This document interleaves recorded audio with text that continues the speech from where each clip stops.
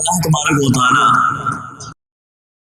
ارشاد فرما رہا ہے، اے حبیب بے شک ہم نے وحی کیا الیکا آپ کی طرف، کما اوحینا جس طرح، یا وحی نازل کی، وحی کو اتارنا یا وحی کرنا بھی ٹھیک ہے، بے شک ہم نے وحی نازل فرمائی آپ کی طرف جس طرح وحی کی ہم نے نوح کی طرف اور ان کے بعد دیگر انبیاء کی طرف ہم نے وحی بھیجی، وَأَوْحَيْنَا إِلَىٰ إِبْرَاهِيمَ وَإِسْمَاعِيلَ وَإِسْحَاقَ وَيَعْقُوبَ، اور ہم نے وحی کی ابراہیم کی طرف اور اسماعیل کی طرف اور اسحاق کی طرف اور یعقوب کی طرف، والاسباط اور ان کے بیٹوں کی طرف۔ اسی وجہ سے کہتے ہیں سبط حسین، سبط حسن، سبط حسین، سبتین، سبت کس کو کہتے ہیں؟ بیٹے کو، یعقوب اور ان کے بیٹوں کی، اسباط سبت کی جمع ہے، وعیسیٰ وایوب ویونس وہارون وسلیمان، اور ہم نے وحی کی عیسیٰ کی طرف اور ایوب کی طرف اور یونس کی طرف اور ہارون کی طرف اور سلیمان علیہ السلام کی طرف، وآتینا داود زبورا، اور ہم نے عطا کی داود علیہ السلام کو زبور، وَرُسُلًا قَدْ قَصَصْنَاهُمْ عَلَيْكَ مِنْ قَبْلُ، اور ہم نے اے حبیب ایسے رسول بھیجے ہیں، قَدْ قَصَصْنَاهُمْ عَلَيْكَ مِنْ قَبْلُ، کہ ہم نے اس سے پہلے ان کے تمام قصے آپ پر بیان کر دیے، قصصناہم علیک ہم نے قصے بیان کر دیے، علیک آپ پر، من قبل اس سے پہلے ہم نے آپ پر، ایسے بہت سارے جو رسول بھیجے تھے ان کے ہم نے آپ پر کیا بیان کر دیے؟ قصے بیان کر دیے، ورسلا لم نقصصہم علیک، اور ایسے بھی رسول ہم نے بھیجے ہیں کہ ہم نے آپ پر ان کے قصے بیان نہیں کیے، وَكَلَّمَ اللَّهُ مُوسَىٰ تَكْلِيمًا، موسیٰ علیہ السلام نے اللہ سے کلام کی، تکلیما بہت زیادہ کلام، رسولا مبشرین ومنذرین لئلا يكون للناس على الله حجة بعد الرسل، اور ہم نے رسولوں کو بھیجا، کون سے رسول ہیں؟ مبشرین خوشخبری سنانے والے، ومنذرین اور ڈر سنانے والے۔ یہاں پہ ہمارے لبرل قسم کے لوگ جو ہوتے ہیں کہتے ہیں جو انبیاء کی تعلیم تھی وہ تو انبیاء تو اخلاق کا درس دیتے تھے، انبیاء نے کبھی سخت بات نہیں کی تھی۔ یہاں پہ کیا رسولوں کی صفت ہے؟ اللہ نے فرما رہا ہے ہم نے رسولوں کو بھیجا مبشرین ومنذرین، رسولوں کی دو صفات ہیں، خوشخبری سنانے والے ہیں اور ڈر سنانے والے، لئلا يكون للناس على الله حجة بعد الرسل، اچھا رسولوں کو رب نے بھیجا کیوں؟ خوشخبری سنانے والے ہیں، اور کیوں سنانے والے ہیں؟ وجہ تاکہ لئلا، ان لا ہے یہ اصل میں، لئن لا تاکہ نہ رہے لوگوں کو اللہ پر کوئی حجت رسولوں کے بعد۔ کیا مطلب؟ یہ وہ مسئلہ ہے جو آج کے پیر گھر بیٹھے کہتے سانتے پتہ ہی نہیں، اسی تو جانتے ہی کچھ نہیں، چنگا یہ سانو علم نہیں ہے، رب سانو تھوڑا پوچھے گا، جنہوں نے علم ہے رب انہوں نے زیادہ پوچھے گا۔ اللہ فرما رہے ہیں رسول کا کام خوشخبری سنانا ہے، ڈر سنانا ہے، رسول پورا دین بیان کر گئے، لوگوں پر کوئی ایسی انہوں نے بات نہیں چھپائی۔ کل کوئی بندہ اللہ کی بارگاہ میں یہ نہیں کہہ سکتا کہ یا اللہ سانتے پتہ ہی نہیں، یا اللہ ہمیں تو پتہ ہی نہیں۔ اللہ فرما رہا ہے تاکہ لوگوں کے لیے اللہ تعالیٰ پر کوئی حجت، یا اللہ ہمیں یہ اب یہ حجت قائم کر سکتے ہیں، یا اللہ ہمیں تو معلوم ہی نہیں تھا۔ اللہ فرما رہا ہے یہ اس لیے رسولوں کو بھیجا ہے کہ خوشخبری سنائیں، ڈر سنائیں، تاکہ لوگوں کے لیے اللہ پر کوئی حجت باقی نہ رہے رسولوں کے بعد۔ وَكَانَ اللَّهُ عَزِيزًا حَكِيمًا، اور اللہ تعالیٰ عزت والا ہے، غالب ہے، حکمت والا ہے۔ لیکن اللہ یشہد بما انزل الیک انزلہ بعلمہ، لیکن اللہ گواہی دیتا ہے کہ اس نے بما انزل الیک، جو آپ کی طرف نازل کیا، انزلہ بعلمہ، اور اس نے اس کو نازل کیا بعلمہ، اپنے علم کے ساتھ، والملائکۃ یشہدون، اور ملائکہ اس پر گواہ ہیں، اور ملائکہ اس پر کیا ہے، اور کافی ہے اللہ تعالیٰ ہی گواہ، بے شک وہ لوگ جنہوں نے کفر کیا اور اللہ کے رستوں سے روکا، اللہ کے رستے سے وہ روکتے تھے، قد ضلوا ضلالا بعیدا، تحقیق وہ گمراہ ہو گئے دور کی گمراہی، ان الذین کفروا وظلموا لم یکن اللہ لیغفر لهم ولا لیہدیہم سبیلا۔ ظالم اور کافر کے لیے کیا ہے؟ اللہ فرما رہا بے شک وہ لوگ جنہوں نے کفر کیا اور ظلم کیا، اللہ کی یہ شان نہیں ہے کہ اللہ انہیں بخشے گا، اور نہ ہی اللہ ان کو کوئی سیدھے رستے کی ہدایت دے گا۔ ظالم اور کافر کو اللہ کبھی بھی بخشے گا بھی نہیں، اور نہ ہی ان کو کیا دے گا۔ ظالم مسلمان ہوگا تو بالآخر عذاب سہنے کے بعد جنت میں جائے گا، کافر جیسا بھی رحم دلو ہمیشہ ہی دوزخ میں رہے گا۔ الا طریق جہنم خالدین فیہا، مگر رستہ جہنم کا کیا ہے؟ خالدین فیہا ابدا، جن لوگوں کا جہنم کا رستہ ہوگا خالدین فیہا ابدا، وہ اس میں ہمیشہ ہمیشہ رہیں گے۔ وکان ذلک علی اللہ یسیر، اور یہ بات اللہ تعالیٰ پر کیا ہے؟ آسان ہے۔ یا ایھا الناس قد جاءکم الرسول بالحق من ربکم فآمنوا خیرا لکم، اے لوگو تحقیق تمہارے پاس رسول آئے، بالحق، حق کے ساتھ، من ربکم تمہارے رب کی طرف سے، فآمنوا تم ان پر ایمان لاؤ، خیر لکم تمہارے لیے کیا ہوگا؟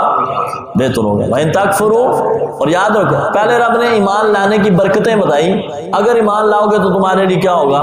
بہتر ہوگا، لیکن اگر تم کفر کرو گے، انکار کرو گے تو یاد رکھنا اللہ ہی کے لیے ہے، بے شک فَإِنَّ لِلَّهِ مَا فِي السَّمَاوَاتِ وَالْأَرْضِ، بے شک اللہ ہی کے لیے جو کچھ آسمانوں میں ہے اور جو کچھ وَكَانَ اللَّهُ عَلِيمًا حَكِيمًا، اور اللہ علم والا ہے، حکمت والا ہے۔ یا اہل الکتاب، اے یہودیو، اے اہل کتاب، لا تغلو فی دینکم، دین میں زیادتی نہ کرو، دین میں غلوف نہ کرو، دین میں حد سے تجاوز نہ کرو، ولا تقولوا علی اللہ، اور اللہ پر ایسی بات نہ کہو جو جھوٹی ہے، الا الحق، مگر اللہ پر ایسی بات کہو جو سچی ہو، اور سچی کیا ہے؟ انما المسیح عیسی ابن مریم رسول اللہ وکلمۃ، یہودیوں نے کہا نا عیسیٰ علیہ السلام صلیب پہ چڑھا دیے گئے، عیسائیوں نے کہا خود تین خدا ہیں۔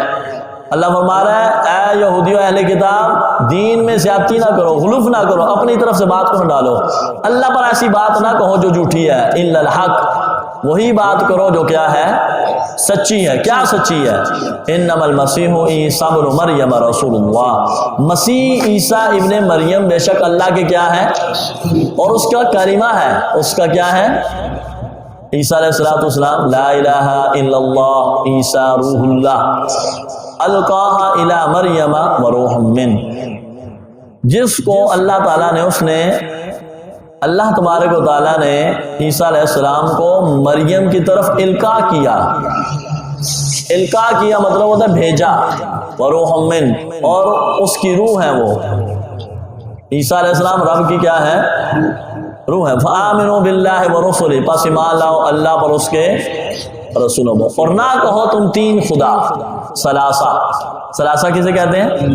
نہ کہو کہ تم تین خدا ہے، وہ تو پتہ ہے نا آپ کو، عیسیٰ جی اور مریم اور خدا، یہ تین خدا جیسے عیسائیوں کا عقیدہ ہے۔ اللہ فرما رہا ہے ایسا نہ کہو کہ تین خدا ہے، انتہو خیر اللہ، باز آ جاؤ، انتہو کا معنی کیا ہے؟ باز آ جاؤ، تمہارے لیے بہتر ہوگا۔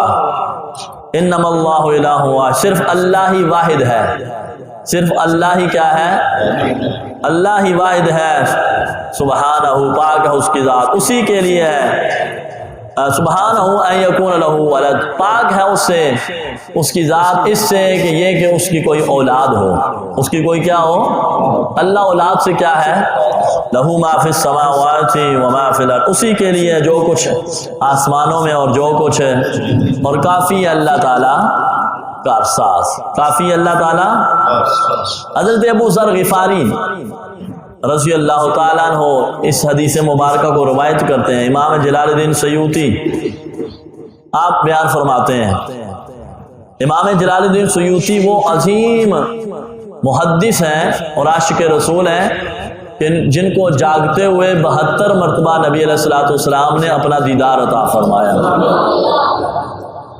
امام جلال الدین سیوطی رحمۃ اللہ علیہ، اس کو ترمذی نے بھی ذکر کیا، امام ابن حبان نے بھی ذکر کیا، حاکم نے بھی، ابن عساکر نے بھی اس حدیث کو ذکر کیا۔ فرماتے ہیں میں نے نبی علیہ الصلوۃ والسلام سے عرض کی، یا رسول اللہ نبی کتنے ہیں؟ آپ نے فرمایا 1,24,000 نبی ہیں۔ یہ آپ کے لیے یاد کرنے والا سبق۔ میں نے عرض کی یا رسول اللہ رسول کتنے ہیں؟ نبی علیہ الصلوۃ والسلام نے فرمایا 313۔ 300 نبی کتنے ہیں؟ 1,00,000 اور رسول کتنے ہیں؟ پھر نبی علیہ الصلوۃ والسلام نے فرمایا اے ابو ذر 4 نبی ایسے ہیں جن کی زبان سریانی تھی۔ جن کی زبان کیا تھی؟ سریانی۔ آدم علیہ السلام، شیس علیہ السلام، نوح علیہ السلام اور خنوخ۔ خنوخ کون ہے؟ حضرت ادریس علیہ السلام۔ حضرت ادریس وہ پہلے شخص ہیں جنہوں نے قلم کے ساتھ لکھا۔ دنیا میں سب سے پہلے قلم کے ساتھ کس نے لکھا؟ کوشچن ہے یہ، دنیا میں سب سے پہلے قلم کے ساتھ کس نے لکھا؟ اللہ کے نبی حضرت ادریس علیہ السلام۔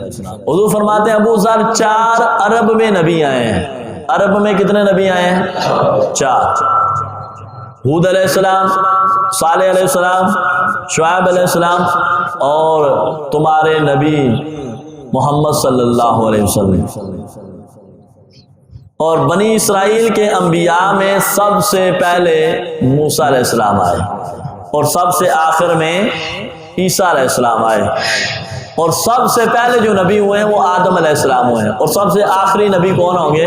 نبی کریم صلی اللہ تعالیٰ علیہ وسلم۔ یہ آپ کے لیے سبق ہے۔ ابن عساکر نقل کرتے ہیں کہ اللہ تعالیٰ نے آدم علیہ السلام کو نبیوں اور رسولوں کی تعداد کے برابر لاٹھیاں عطا فرمائی تھی۔ اب آدم علیہ السلام کو جتنے رسول تھے آپ کے ذہن میں ہیں کتنے رسول تھے؟ جتنے نبی تھے آپ کے ذہن میں ہیں کتنے نبی تھے؟ تو جتنے نبی ہوئے، جتنے رسول ہوئے، ان کی تعداد کے برابر اللہ تبارک و تعالیٰ نے آدم علیہ السلام کو لاٹھیاں عطا فرمائی۔ سنیں پھر آپ نے اپنے بیٹے شیس کو دنیا سے پردہ فرمانے سے پہلے وصیت کی، اے میرے بیٹے میرے بعد تم میرے خلیفہ ہوگے، تم نے ان لاٹھیوں کو مضبوطی سے اپنے پاس رکھنا ہے، اور یاد رکھنا میرے بیٹے جہاں جہاں تم رب کا نام لوگے وہاں وہاں ہمارے نبی محمد صلی اللہ علیہ وسلم کے بھی نام لوگے، حضور کا بھی نام لینا۔ اب نبی علیہ السلام تو بظاہر آئے نہیں تھے نا جی، دنیا میں تشریف نہیں لائے تھے، حضرت شیس جانتے نہیں تھے۔ باپ بیٹے کو وصیت کر رہا ہے میرے بیٹے میرے جانے کے بعد جہاں اللہ کا ذکر کرنا ہے ساتھ محمد صلی اللہ علیہ وسلم کا بھی ذکر کرنا ہے۔ حضرت شیس نے کہا ہے ابا جان کیا آپ کے اللہ کے نام کے ساتھ محمد صلی اللہ علیہ وسلم کا نام لینا ضروری ہے؟ سنیں پھر میرے نبی کی شان، یہ ہے میلاد، یہی تو ہے میلاد جو ابا آدم نے بیان کیا۔ ہمارے بزرگ اس لیے کہتے ہیں جو باپ کا ہوگا وہ میلاد منائے گا، جو نہیں ہوگا وہ نہ منائے۔ ابا آدم علیہ السلام میلاد بیان کیا کر رہے ہیں؟ میلاد میں حضور کی شانیں ہیں۔ باپ بیٹا کہنے لگا ابا جان کیا ضروری ہے رب کے نام کے ساتھ حضور کا نام لینا؟ پھر سنیں ابا آدم نے کیا شان بیان کی نبی علیہ السلام کی۔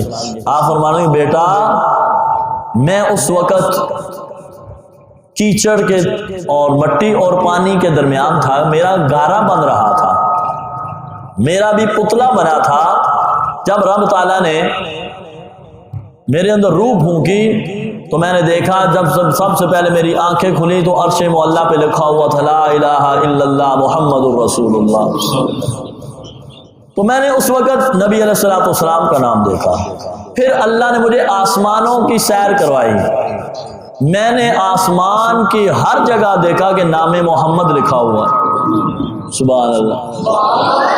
اور پھر کیا کہنے لگے، پھر میں اللہ نے مجھے جنت میں ٹھہرایا، میں نے جنت کے ہر محل، ہر کمرے، ہر گوشے میں جدھر دیکھا مجھے نام محمد نظر آیا۔